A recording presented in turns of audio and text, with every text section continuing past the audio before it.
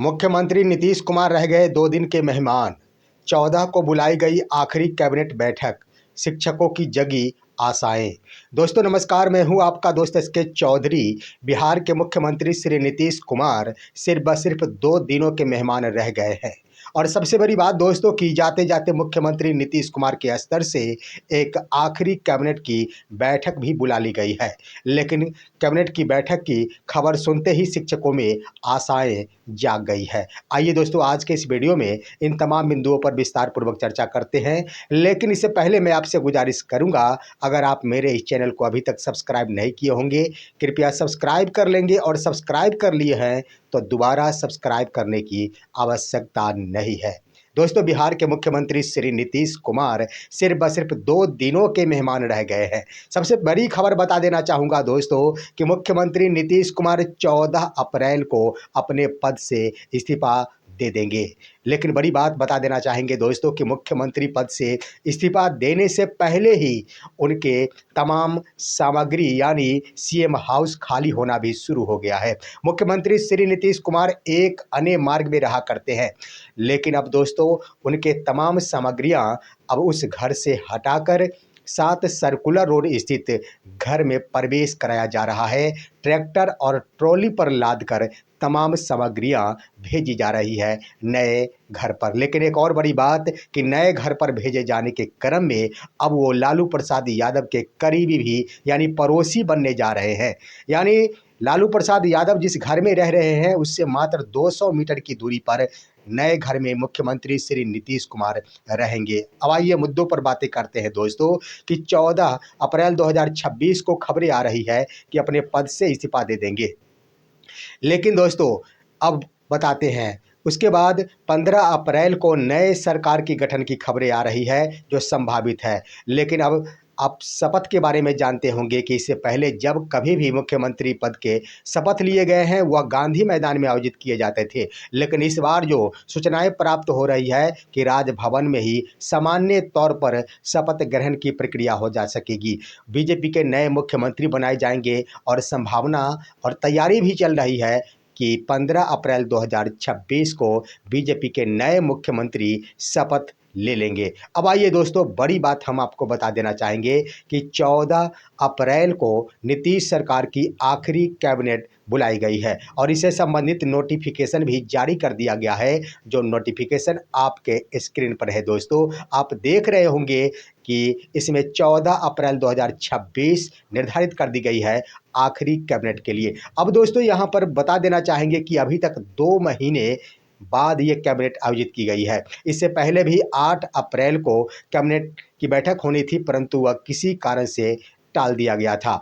अब दोस्तों 14 अप्रैल निर्धारित की गई है, तो स्वाभाविक है कि मुख्यमंत्री श्री नीतीश कुमार के स्तर से कोई बड़ा फैसला लिया जाएगा।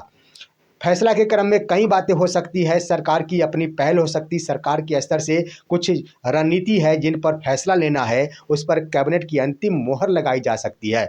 लेकिन शिक्षकों की आशाएं भी कम नहीं है दोस्तों। शिक्षकों की एक बार फिर से आशाएं जाग गई है कि आखिर कुछ न कुछ मुख्यमंत्री जाते जाते शिक्षकों के लिए देकर जाएंगे। अब आइए दोस्तों, वो कौन से बिंदु हो सकते हैं और किस कारण किस आधार पर मुख्यमंत्री शिक्षकों के बारे में सोचकर आखिर मुहर लगा सकते हैं कैबिनेट पर। दरअसल देख लिया जाए दोस्तों, बिहार के 2 कोटि के शिक्षक इसके दायरे में आ रहे हैं। सबसे पहली बात मैं बता देना चाहूँगा, वो बातें आखिर विशिष्ट शिक्षक और विद्यालय अध्यापक। आप जानते होंगे नीतीश सरकार में बीपीएससी के माध्यम से पहली बार बहाली की गई दोस्तों। यानी बीपीएससी कोई आयोग के माध्यम से, बिहार की बड़ी संस्था, उसके माध्यम से परीक्षा ली गई और उसमें जो चयनित हुए वो शिक्षक बने थे और उन्हें राजकर्मी का दर्जा प्रदान किया गया, यानी वो राजकर्मी शिक्षक कहलाए।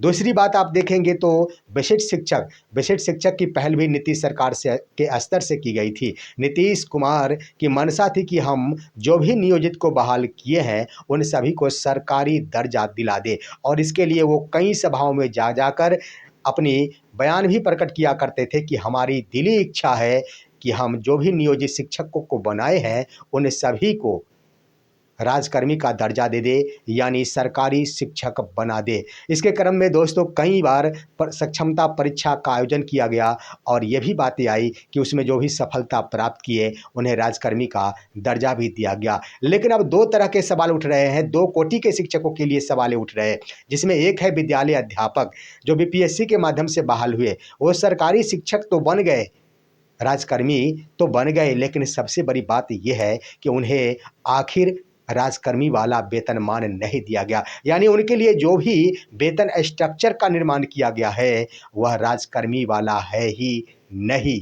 जो राजकर्मी के लिए देय होता है वह है ही नहीं, तो आखिर कौन से राजकर्मी शिक्षक उन्होंने बहाल की, यह बड़ा सवाल उठ रहा है। इसको लेकर दोस्तों मुख्यमंत्री श्री नीतीश कुमार के स्तर से नई संभावनाएं व्यक्त की जा सकती है कि वो शिक्षकों के बारे में सोचेंगे। अब आइए दोस्तों, सरकारी कर्मी बना दिया गया विशिष्ट शिक्षकों को, उसके बाद बना दिया गया दोस्तों प्रधान शिक्षकों की बहाली।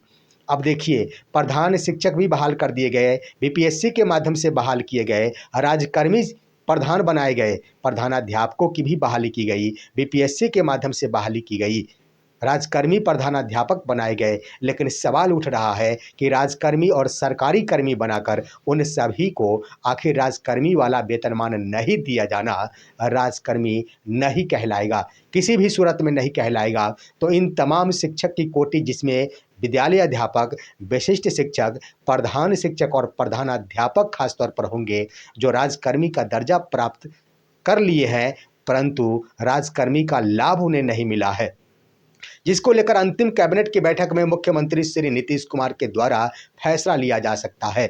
और यही हो सकता है कि अंतिम कैबिनेट की मुहर के रूप में इन सभी को 7वां वेतनमान की अनुशंसा की जा सकती है। अगर 7वें वेतनमान की अनुशंसा कर दी जाती है तो ये स्वाभाविक है कि नीतीश कुमार जाते जाते यह जरूर सुन लेंगे शिक्षकों के स्तर से कि आखिर उन्होंने जाते जाते जो सरकारी कर्मी बनाने का वादा किया था उस वादा को पूर्ण रूपेण निभाने में अपनी पूर्ण भूमिका निभाई।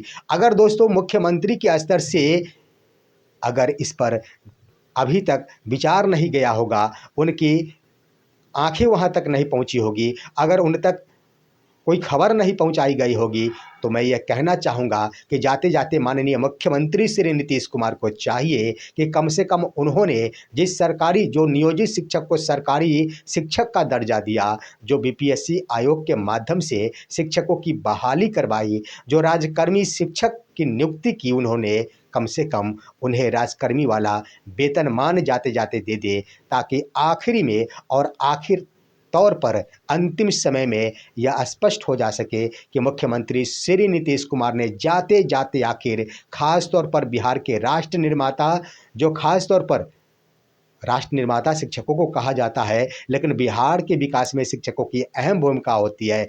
अगर नीतीश कुमार अंतिम फैसला के तौर पर ले लेते हैं, सप्तम वेतन संबंधी मुद्दों पर वो कैबिनेट की मुहर लगा लेते हैं, तो माना जाएगा कि जाते जाते भी मुख्यमंत्री श्री नीतीश कुमार ने बिहार के बच्चों के भविष्य निर्माण में एक अहम भूमिका निभाते हुए शिक्षकों को सरकारी कर्मी का दर्जा प्रदान कर दिया और साथ ही साथ शिक्षकों के लिए अंत समय में उन्होंने बहुत कुछ सोचा। दोस्तों, यह है आज की खबर। आप सभी हमारे इस वीडियो को लाइक कीजिए, अन्य दोस्तों के पास शेयर कीजिए और अब दीजिए अपने दोस्त को इजाज़त। अगले वीडियो तक के लिए नमस्कार।